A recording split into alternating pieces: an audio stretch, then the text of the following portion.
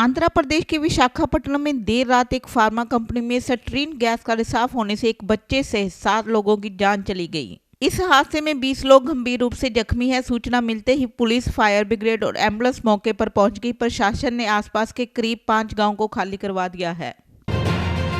विदेशों में बसे भारतीयों को स्वदेश लाने के लिए आज शुरू हो रहे वंदे भारत मिशन के पहले दिन 10 उड़ानों में करीब 2300 यात्रियों की वतन वापसी होगी। प्राप्त जानकारी के अनुसार 7 मई को सरकारी विमान सेवा कंपनी एयर इंडिया 7 और उसकी सहयोगी कंपनी एयर इंडिया एक्सप्रेस 3 उड़ानों का परिचालन करेगी। बोर्डिंग से पहले हर यात्री की स्क्रीनिंग की जाएगी और जिनमें कोरोना वायरस के लक्षण होंगे उन्हें टिकट होने के बावजूद विमान में सवार होने की अनुमति नहीं दी जाएगी।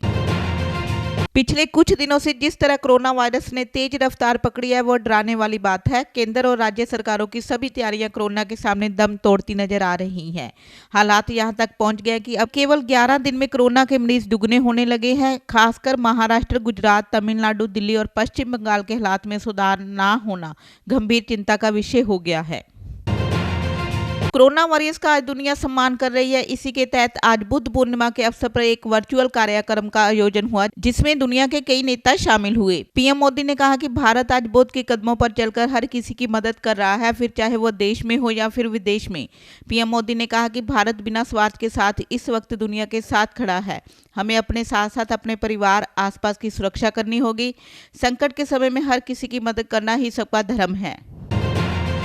दौर में अर्थव्यवस्था डामाडोल हो गई है। ऐसे में भारत सरकार ने एक्साइज ड्यूटी बढ़ाने के साथ कुछ दिनों में कई राज्यों ने पेट्रोल डीजल पर लगने वाले वैट में बढ़ोतरी करने की घोषणा की है। देश में ही तेल की कीमतों में उछाल देखने को मिल रहा है, लेकिन दुनिया के कुछ देश ऐसे भी हैं जहां इनके दाम बहुत कम हैं।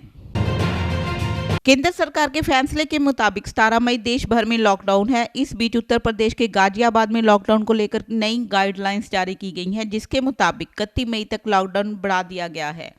प्रशासन ने कोरोना वायरस और ईद के चलते 31 मई तक धारा 144 लागू कर दी गई है। गाइडलाइंस के मुताबिक सार्वजनिक स्थानों पर थूकना, बिना फेस कवर और मास्क के बाहर जाना दंडनीय अपराध माना जाएगा। दुनिया भर में फैले कोरोना वायरस की वजह से बीसीसीआई ने आईपीएल के 13वें सीजन को अनिश्चित काल के लिए स्थगित कर दिया है। 31 मार्च से शुरू होने वाला आईपीएल का 13वां सीजन कब शुरू होगा इसके बारे में कुछ भी कहा नहीं जा सकता। देश विदेश के करोड़ों फैंस आईपीएल के शुरू होने का बेसब्री से इंतजार कर रहे हैं। देश अभी कोरोना वायरस महामारी के संकट से गुजर रहा है। ऐसे में मनोरंजन जगत की कई हस्तियों ने मदद का हाथ बढ़ाया और कोरोना प्रभावित लोगों की आर्थिक मदद के लिए दान भी दिया है। अब इस कड़ी में एक और नाम, परिणीत चोपड़ा, इस संकट की घड़ी में वर्चुअल डेट के जरिए कोरोना पीड़ितों की मदद के लिए धनराशि इकट्ठा करेंगी। मुख्यमंत्री योगी आदित्यनाथ ने कहा है कि यूपी के जो श्रमिक और कामगार गैर प्रांतों में फंसे हैं उन्हें सुरक्षित वापस लाना हमारी जिम्मेवारी है। सरकार मार्च के अंतिम सप्ताह से इस काम में जुटी हुई है। अपने सरकारी आवास पर अफसरों संग बैठक में मुख्यमंत्री ने कहा कि राज्यों से प्रवेश के श्रमिक व कामगारों की जिलेवार सूची मांगी गई है। राज्यों से सूची मिलते ही लोगों को लाने की तुरंत व्यवस्था की जाएगी।